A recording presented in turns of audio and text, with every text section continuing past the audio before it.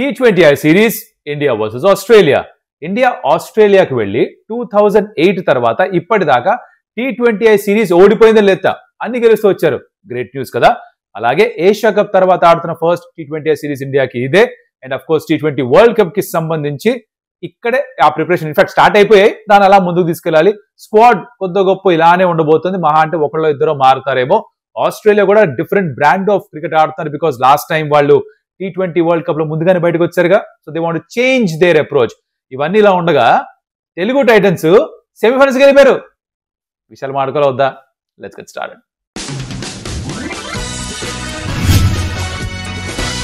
Welcome to Stump Tales. నా పేరు Kaushik. First T20 international between Australia and India క్యాన్బెరాలో జరగబోతోంది. వెదర్ పరంగా చూస్తే చాలా కూల్ గా ఉందిట. పొద్దున పూటేమో కొంచెం వర్షం పడే సూచనలు కనిపిస్తున్నాయట. సాయంత్రం మ్యాచ్ టైంకి వచ్చేసరికి వర్షం లేదు అని ఆస్ట్రేలియా వాళ్ళ గాలి గన్నరావు గారు చెప్తున్నారు. సాధారణంగా వాళ్ళు చెప్పినట్టు జరుగుతుంది. మనలా కాదు, మనవి కొంచెం అటు ఇటు తేడాగా ఉంటాయి కదా. వాళ్ళు ఇచ్చే రిపోర్ట్ల మీద మనం ఆధారపడతామా? ఒక వేలు పట్టుకో, చూపుడు వేలు, వర్షం రాదు పో. పిచ్ ఆఫ్ కోర్స్ కొంచెం ఫాస్ట్ బౌలర్స్ కి ఎక్కువ హెల్ప్ఫుల్ గా ఉంటుంది. Playing in Australia you have to expect that. So team combinations దాని తగ్గట్టుగానే మార్చుకోవాలి. ఆస్ట్రేలియా స్క్వాడ్ గురించి మాట్లాడే ముందర ఇండియన్ ప్లేయింగ్ 11 ఎలా ఉండొచ్చు దాని గురించి మాట్లాడుకుందాం. కొన్ని విషయాలు ఉన్నాయి ఇక్కడ. ఫస్ట్ థింగ్స్ ఫస్ట్, అదేంటంటే దీనమ్మ వెరీ ఇంట్రెస్టింగ్. ఇది శుభ్మన్ గిల్ ని కంపల్సరీ ఆడిస్తున్నారుగా, వైస్ కెప్టెన్ ఇరికించారుగా. చాణక్యం అమాయకమిర్కించం. అందుకని తను ఒక స్లాట్ తీసుకోవడం తోటి ఆ మిడిల్ ఆర్డర్ ఫినిషర్ లో ఒక బ్యాటర్ బయటికి వెళ్లే ఛాన్స్ ఉంది. ఒక ఆల్రౌండర్ స్లాష్ బ్యాటర్ బయటికి వెళ్లే ఛాన్స్ ఉంది. బై ఫోర్స్ గిల్ ఆడిస్తున్నారు కాబట్టి ఖాళీగా ఉండి కాన్సన్ట్రేషన్ అంతా నా మీద పెడతారు. ఇప్పుడు గిల్ ఇక్కడ పర్ఫార్మ్ చేయలేదు అనుకో, క్వశ్చన్స్ వస్తాయి. బికాజ్ ఏషియా కప్ లో కూడా పెద్దగా పర్ఫార్మ్ చేసింది లేదు, ఓడిఐ సిరీస్ లో పెద్దగా పర్ఫార్మ్ చేసింది లేదు. ఇక్కడ T20I సిరీస్ లో కూడా పర్ఫార్మ్ చేయకపోతే సంజు శాంసన్ బాగానే ఆడుతున్నాడు ఓపెనర్ గా, తన్నే పెడదాం, ఇంకొక బ్యాటర్ ని ఆడించుకోవచ్చు, గిల్ ఎందుకు అని ప్రశ్నలు వస్తాయి. ఎంత వైస్ కెప్టెన్సీ హోదా ఇచ్చినా కూడా ఆ ప్రశ్నలు వస్తాయి. ఇది ఒకటి. రెండు, సూర్యకుమార్ యాదవ్ ఈ సంవత్సరంలో తన T20I ఫామ్ చూస్తే ఇంత బ్యాడ్ ఫామ్ తనకి ఆర్ రన్స్ లేకుండా ఉన్న ఇయర్ ఇప్పటిదాకా తన ఇంటర్నేషనల్ కెరీర్ లో లేదు. 14 ఇన్నింగ్స్ అన్ని అయిపోయి ఇప్పటిదాకా హాఫ్ సెంచరీ స్కోర్ చేయలేదు T20Is లో. That's cause of concern. ఒకవేళ కనుక తను కెప్టెన్ కాకపోతే ఇంకా ప్లేస్ ఉండేదా ప్లేయింగ్ 11 లో? Question mark, question to be answered. ఇది ఇలా ఉండగా ఆల్రౌండర్స్ శివం దుబే, నితీష్ కుమార్ రెడ్డి, అక్షర్ పటేల్, హర్షిత్ రాణాని కూడా ఆల్రౌండర్ గా కన్సిడర్ చేస్తారుగా. ఈ హర్షిత్ రాణాని నోయింగ్ ఎవ్రీథింగ్ ఏం జరుగుతుందో తెలుసు కాబట్టి మనకి ఖచ్చితంగా తను ఆడిస్తారు, తన్ని కూడా ఇరికిస్తారు. నంబర్ 8 దాకా బ్యాటింగ్ కావాలి అని కోరుకుంటారు కాబట్టి తన్ని ఆడించే ఛాన్స్ పూర్తిగా ఉంటుంది. ఇది ఒకటి. సో ఈ నేపథ్యంలో ప్లేయింగ్ 11 ఎలా ఉండొచ్చు? Now this is my guess of the potential playing 11. Abhishek Sharma, Shubman Gill to open, ఏం చేయలేం. 3-4 లో Tilak Varma, sky, depending on who wants to come when. ఇలా ఉండగా తర్వాత అఫ్ కోర్స్ ఇలా అక్షర్ పటేల్, బికాస్ తనని ఆ లెఫ్ట్ రైట్ కాంబినేషన్ అంటే కూడా మనకు కొంచెం వ్యామోహం ఉంది కదా, అండ్ అది పనిచేస్తుంది కూడా టిపికల్ వైట్ బాల్ ఫార్మాట్స్ లో. You like that left right continue అవడం. సో అక్షర్ పటేల్ అక్కడ వస్తారు. తర్వాత Sanju Samson as the wicket keeper slash finisher, and then you will have Shivam Dube or Nitish Kumar Reddy. Or ఎందుకంటున్నా, పైన గిల్ ఉన్నాడు కాబట్టి, ఒక బ్యాటింగ్ స్లాట్ అని తీసేసుకున్నాడు కాబట్టి ఇక్కడ రింకు సింగ్ కి కూడా జాగా ఉండదు పాప అన్ఫార్చునేట్లీ. బికాజ్ ఏషియా కప్ లో ఆడినట్టుగా స్పిన్నర్స్ తో మేనేజ్ చేయలేరు. Shivam Dube can't be your second seamer, కుదరదు. ఇంకొక ఫాస్ట్ బౌలర్ కావాలి కాబట్టి ఇక్కడ శివం దుబే, నితీష్ కుమార్ రెడ్డిలో ఒకళ్ళే ఆడగలుగుతారు నా అంచనా. ఇది ఇద్దరిని ఆడించాలంటే ఓ ఫాస్ట్ బౌలర్ డ్రాప్ చేయాలి. అంత పెద్ద రిస్క్ తీసుకుంటారా? పైగా నితీష్ కి మొన్నే క్వార్టర్సెప్ ఇంజురీ ఏదో అయితే ఎంతవరకు రికవర్ అయితే తెలియదు. So I think first pick would probably be Shivam Dube. తన బౌలింగ్ పైన ఎక్కువ మాకు విశ్వాసం ఉందని చెప్పారు. తర్వాత హర్షిత్ రాణా నంబర్ 8 రాసేస్తారు. ఫస్ట్ కెప్టెన్ పేరు రాస్తారు, సెకండ్ వైస్ కెప్టెన్ పేరు రాస్తారు, తర్వాత హర్షిత్ రాణా పేరు రాస్తారు అనుకుంటా. T20I స్క్వాడ్ లో అయినా ఓడిఐ స్క్వాడ్ లో అయినా అలా ఉంది. అలా స్టార్స్ కలిసి వచ్చే మరి హర్షిత్ రాణాకి నడుస్తుంది, అలా నడిపిస్తారు. జస్ప్రీత్ బుమ్రా ఇస్ బ్యాక్, తను ఎట్లాగో ఆడతాడు. Harshdeep Singh should get a game in all probability, because ఆస్ట్రేలియాలో ఆడుతున్నాం. ఏషియా కప్ లో అంటే సరే మీరు ఒక బుమ్రా చాలు, మిగతా అందరూ మన మీడియం పేసర్లతో వేయింగ్ చేస్తామని చెప్పి ఫిక్స్ అట్లా వెళ్ళారు. అండ్ లాస్ట్ లో వరుణ్ చక్రవర్తి. అంటే కుల్దీప్ యాదవ్కి జాగా లేదా? ఉండదు. ఎలా ఉంటుంది?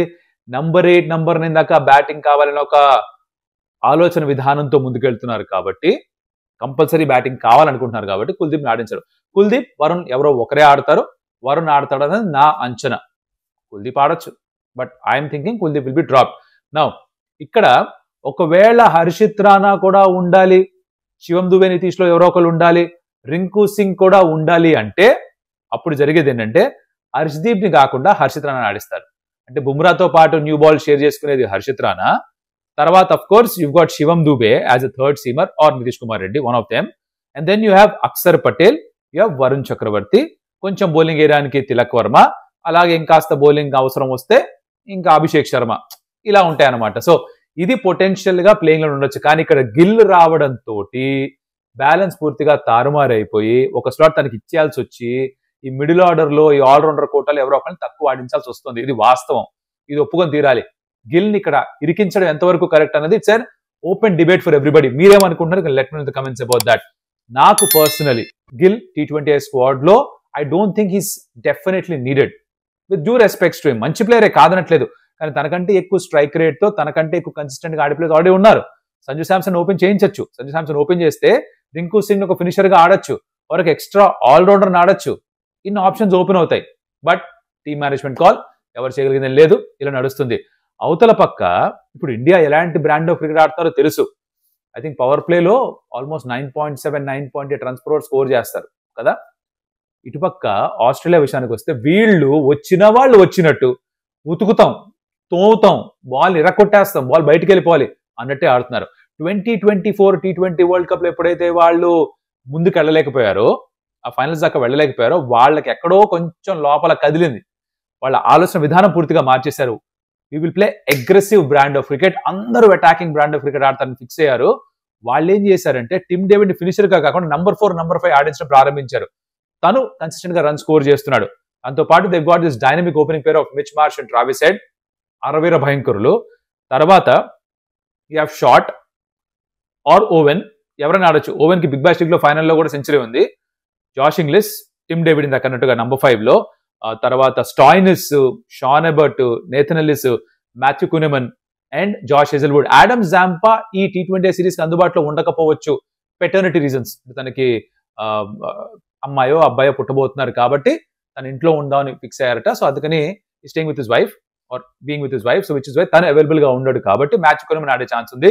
That is where I think India has an advantage. Because ఒక జాష్ హేజల్వుడ్ కి రెస్పెక్ట్ ఇచ్చి 4 ఓవర్లు పక్కన పెట్టేస్తే మిగతా అందరినీ అటాక్ చేయొచ్చు. బట్ వీళ్ళకి కూడా 7-8 బౌలింగ్ ఆప్షన్స్ ఉన్నాయి. బ్యాటింగ్ ఆర్డర్ మీకు అర్థమైంది ఎలా ఉందో. అంటే షాన్ ఎబర్ట్ దాకా బ్యాటింగ్ ఉంది వీళ్ళకి కూడా. స్టాయినిస్ లాంటి వాళ్ళే 100 కొట్టగలరు T20 ఫార్మాట్ లో కూడా. మ్యాక్స్వెల్ లాంటి ప్లేయర్స్ థర్డ్ T20కి వస్తారట, దీనికి లేరు. బౌలింగ్ ఎంతమంది ఆప్షన్లు చూడండి: Josh Hazlewood, Sean Abbott, Nathan Ellis, Stoinis, Owen, Short, Matthew Kuhnemann, Tim David కూడా మీడియం పేస్ వేయగలడు, ఆర్ లెగ్ స్పిన్ వేస్తాడు కావాలనుకుంటే, హెడ్, మార్ష్. ఏంద్రా మీరు ఓ కీపర్ జాష్ ఇంగ్లిష్ తప్ప అందరూ బౌలింగ్ వేసేవాళ్లే. ఎట సచ్చేది మీతో అసలు? Very balance side, very strong side. వాళ్ళ ఇంటికి వెళ్ళి వాళ్ళు ఓడించడం కొంచెం కష్టం. But India is defending T20I world champion. So it will be very interesting contest. Key battles ఏంటి, ఎవరి పైన పై చేసి సంపాదిస్తే మ్యాచ్ రిజల్ట్ మారొచ్చు అనుకుంటే కనుక I think Abhishek Sharma and Josh Hazlewood మధ్యన ఒక ఫేస్ ఆఫ్ ఉండబోతుంది. బికాస్ అభిషేక్ సైలెంట్ గా ఉండే రకం కాదు. జాష్ హేజల్వుడ్ కి మర్యాద ఇచ్చేసి ఆ స్పెల్ సీ ఆఫ్ చేసి అలా కాదు, స్టెప్ అవుట్ చేసి కొడదాం అనుకుంటాడు. Will take him on. Josh Hazlewood extra bounce సంపాదిస్తాడు. That can actually trouble Abhishek Sharma. So ఈ battle is gonna be very interesting. I think Gill ఎప్పుడైతే ఆడుతున్నాడో he becomes key. He needs to take on Josh Hazlewood. And Abhishek Sharma మిగతా వాళ్ళని target చేయాలి. చాలా careful గా ఆడాలి. Abhishek will go hard at Hazlewood, but ఎవరిది పై అవుతుంది that will determine the power play outcome అని నాకు అనిపిస్తోంది. స్పిన్నర్స్ లేరు కాబట్టి, ఆడమ్ జాంపా లేడు కాబట్టి ఆ మిడిల్ ఆర్డర్ లో ఇండియన్ బ్యాటర్స్ కంట్రోల్ చేయొచ్చు. అభి Tilak Varma was got a fantastic average year లో, ఎక్కువ అవుట్ అవ్వట్లేదు, అందుకని యావరేజ్ అంత 70లో ఉంది. స్కైకి రన్స్ లేవు, కానీ this could be the series where things turn around. లేకపోతే తన పైన కూడా క్వశ్చన్స్ వస్తాయి. Axar Patel is in very good form. Sanju Samson as a finisher Asia Cup లో కొన్ని చిన్న నాక్స్ ఆడాడు, కానీ ఏం చేయలేడు. ఇప్పుడున్న పరిస్థితిలో తను నంబర్ 6, నంబర్ 7 లోనే ఆడాలి. Shivam Dube is a very good hitter, so he can actually fire. Nitish కూడా వచ్చినా కూడా T20 లో బ్యాటింగ్ బాగానే చేస్తారని తెలుసు మనకి. That is going to be very interesting. Because ఒక హేజల్వుడ్ తప్ప ఫైర్ పవర్ పెద్దగా కనిపించట్లేదు బౌలింగ్ డిపార్ట్మెంట్ లో. Batting extremely strong. So Abhishek versus Hazlewood. And the spin department of Short, తర్వాత మాథ్యూ కునెమన్, ట్రావిస్ హెడ్, వీళ్ళు Tim David against the Indian middle order. And మన bowling Bumrah, Arshdeep against Head and Mitch Marsh. Decide చేస్తుంది boss. ఇది నా ఉద్దేశం. With key battles in this game. మీరేమనుకుంటున్నారు? ఏ battle గురించి ఎక్కువ యాంటిసిపేట్ చేస్తున్నారు? ఎవరు ఉంటారు అనుకుంటున్నారు ప్లేయింగ్ లెవెన్ లో? మీ ప్లేయింగ్ లెవెన్ ఏంటి? ఇండియాది? You can let me in the comments. అలాగే నా ఇప్పటిదాకా videos thank you so much for that. High five. A thumbs up out కింద ఉంటుంది ఆ లైక్ బటన్, అది కొట్టారంటే ఎక్కువ మంది వీడియో చూపిస్తుంది ఆటోమేటిక్గా YouTube. That will help the channel grow. So that help the video also grow. So do that for us. అలాగే membership join అవుదాం అనుకుంటే దాని లింక్ డిస్క్రిప్షన్ లో ఉంది. Join and support the channel. Thank you so much for that. Moving on. ఇంకొక sport కి మారాలి. అది మన కబడ్డీ. ప్రో కబడ్డీ సీజన్ 12 లో సీజన్ 4 తర్వాత మళ్ళీ ఇప్పుడే తెలుగు టైటన్స్ ప్లే ఆఫ్స్ లోకి వచ్చారు. ప్లే ఆఫ్స్ నుంచి మామూలు భాషలో చెప్పాలంటే సెమీఫైనల్స్ దాకా వచ్చారు. It's called the qualifier, but semifinals. ఇది గెలిస్తే ఫైనల్ లోకి వెళ్తారు. They going to play Puneri Paltan. It's a very strong side. వాళ్ళు దబంగ్ ఢిల్లీతో ఓడిపోయారు ఫస్ట్ క్వాలిఫైయర్ లో ఆర్ ఫస్ట్ సెమీఫైనల్ లో. But because of the play of structure వాళ్ళకి ఇంకొక అవకాశం ఉంది. అండ్ ఇక్కడ పట్నా పైరేట్స్ ని ఓడించి కంఫర్టబుల్ గా వచ్చారు తెలుగు టైటన్స్. ఆ పట్నా పైరేట్స్ కి 8 మ్యాచ్ విన్నింగ్ స్ట్రీక్ కి చెక్ పెట్టి వచ్చారు. High on confidence. వాళ్ళ కోచ్ కన్నీళ్లు పెట్టేస్తున్నదే ఆనంద భాష్పాలు కార్చారు. గెలిచిన తర్వాత భరత్ కూడా 20 పాయింట్స్ పైగా సంపాదించాడు తన రేటింగ్ తోటి. అండ్ డిఫెన్స్ బాగానే పనిచేస్తోంది. ఓవరాల్ గా చూస్తే ఇప్పుడు ఈ పునేరి పల్టన్ తోటి it be very interesting clash. Again Puneri Paltan is a complete all round side. ఎలా అయితే తెలుగు టైటన్స్ లో ఒక సోలో హీరో లేడో, అలాగే పునేరి పల్టన్ లో కూడా సోలో హీరోస్ ఉండరు. వాళ్ళు కలిసికట్టుగా టీంలు ఆడతారు. 3 రైడర్స్ 4 రైడర్స్ ఉంటారు. అందరూ 6-7 పాయింట్స్ సంపాదిస్తారు. డిఫెండర్స్ అందరూ నాకు 3 నీకు 3 అని సమన్యాయం చేసుకుంటారు. కానీ అందరూ కలిసికట్టుగా ఆడి ఈ స్థాయిలో ఉన్నారు. వాళ్ళు టాప్ 2 సైడ్స్ లో వాళ్ళు మర్చిపోకండి. అండ్ ఈ లీగ్ ఫేజ్ లో పునేరి పల్టన్ ఒకసారి ఓడించినా కూడా దట్ వాస్ బికాస్ వాళ్ళు బి సైడ్ ని పెట్టారు against Telugu Titans. So that was one of the reasons why Telugu Titans won. Very close contest గా ఉంటే బాగుంటుంది. లెట్స్ సీ ఏం జరుగుతుందో. If you are Telugu Titans fan, kabaddi follow అవుతుంటే తప్పకుండా మ్యాచ్ చూడాలి మీరు. It will be very interesting. T20 match అయిపోయిన తర్వాత ఆఫ్ కోర్స్ ఇది స్టార్ట్ అవుతుంది. ఉమెన్స్ వరల్డ్ కప్ సెమీఫైనల్ ఉంది, కానీ ఇండియా ఆడట్లేదు కాబట్టి అంతగా ఇంట్రెస్ట్ ఉంటుందని తెలుసు. ఇంగ్లాండ్ సౌత్ ఆఫ్రికా ఆడుతున్నారు. వాళ్ళు కొట్టుకుంటారు. ఎవరో ఒకరు ఫైనల్కి వస్తారు. తర్వాత చూసుకుందాం. ఇదమ్మా matter. Like, share, subscribe, comment about the playing eleven of India. మీ ఉద్దేశంలో ఏది కీ బ్యాటిల్ ఇంపార్టెంట్ గా ఉంటుందో. ఓకే, మళ్ళీ కలుస్తా with review of the T20 between India and Australia. అప్పటిదాకా సెలవు. Adios Amigos.